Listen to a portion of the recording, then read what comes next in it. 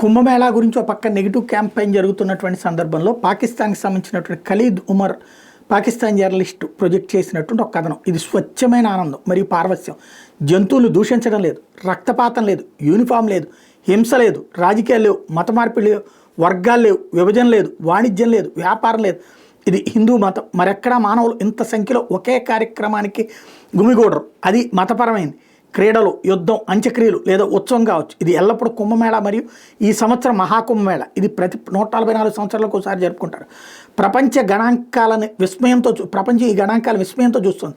40 రోజుల్లో 400 మిలియన్ల మంది, మొదటి రోజు 15 మిలియన్లకు పైగా పవిత్ర స్నానం చేస్తున్నారు. 4000 హెక్టార్లలో తాత్కాలిక నగరం, 150,000 టెంట్లు, 3,000 వంటశాలలు, 145,000 రెస్ట్ రూమ్లు, 40,000 భద్రతా సిబ్బంది, 2,700 ఆర్టిఫిషియల్ ఎనేబుల్డ్ కెమెరాలు.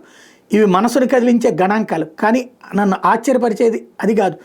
నా విస్మయం ఈ సంఘటన యొక్క భౌతికవాదం. గణాంకాలు లేదా భౌతిక అంశాల గురించి కాదు, మన కళ్ళు ఏమి చూడగలవో దాని గురించి కాదు, ఇది పరిమాణం లేదా సంఖ్యల గురించి కాదు, విశ్వంతో మానవాళికి ఉన్న సంబంధం గురించి. మనం పురాతనమైందని పిలుస్తాం. నాకు ఆశ్చర్యం కలిగించే విషయం ఏంటంటే స్వర్గంలోని ఖగోళ వస్తువుల అమరిక, స్థానం మరియు సమయం గురించి దాని ఆచారాలు నిర్వహించడం ఆశ్చర్యపరుస్తుంది. ఇది కాస్మోస్తో మానవ సంబంధాన్ని మానవ విధి మరియు భవిష్యత్తు మీద దాని భౌతిక మరియు ఆధ్యాత్మిక ప్రభావాన్ని సూచిస్తుంది. దీనికి ఎటువంటి శక్తి నిర్మాణం లేదా రాజకీయ వ్యవస్థ లేదు. ఇది విశ్వాసానికి చెందింది. ఇది వ్యవస్థీకృత మతం గురించి కాదు, ఇది సోపాన క్రమం గురించి కాదు. మన పాదాల కింద వృక్ష సంపద నుండి పాలపంతుల నక్షత్రాల వరకు విశ్వంతో మానవాళికి ఉన్న సంబంధాన్ని హిందూ ధర్మం అర్థం చేసుకోవడం, హిందూ మతంలో గ్రహాంతర మూలాలు సంబంధాలు కలిగి ఉన్న అధునాతన జ్ఞానానికి నిదర్శనం. ధ్యానం చేసే సాధువుల స్పృహా స్థలం కాలానికి అతీతంగా సరిహద్దులు చేరుకోగలదు. ఇది నా విశ్వం యొక్క ద్వంద్వత్వం యొక్క భ్రమను విచ్ఛిన్నం చేస్తుంది. అతీంద్రియ భౌతిక శాస్త్రం, రాకెట్ల ద్వారా నేటి అంతరిక్ష ప్రయాణం ఒక ఆదిమ సాంకేతికత అని నేను భావిస్తాను.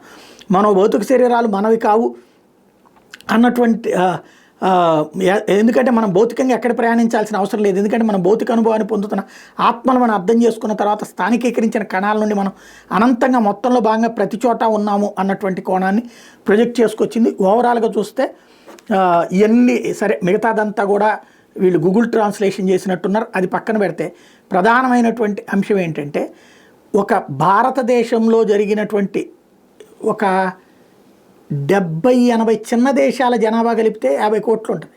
70-80 చిన్న దేశాలు, అంత జనాభా ఒక్క ప్రదేశంలో స్నానాలు చేసి వెళ్ళడం అన్నటువంటిది ప్రతి ఒక్కరిని ఆశ్చర్యానికి గురి చేస్తుంది.